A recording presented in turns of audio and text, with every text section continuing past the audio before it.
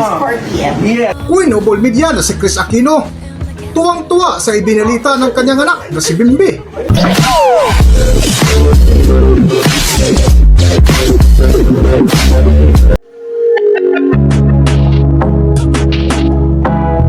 Welcome back to Philippine Celebrity Broadcast.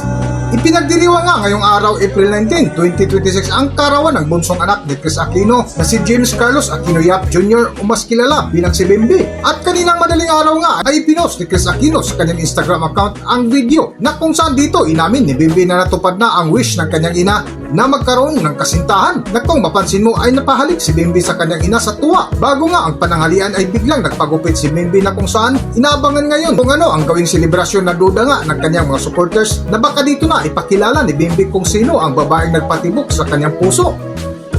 Para sa buong kwento, narito ating panoorin ang video. Thanks you. Tata na akong stethoscope, Mina lang. Una lang, please. But she likes you? Yes. You like her? Okay. Yes. Sure, yeah. Yes, girl. Yay, I'm 19. Happy birthday, Bimbi. 4 p.m. Yes, but I just wanted to kiss you on my Bimbi, happy birthday. birthday. I love you, Mama. Kim, happy I birthday. love you. Love me. Happy birthday, Bim. Thank you, Doc. You're gonna have a girlfriend now. Thank you. Yay. Tata na akong stethoscope, Mina lang. Una lang, please. But she likes you? Yes. You like her? Okay. Yes. Sure, yeah.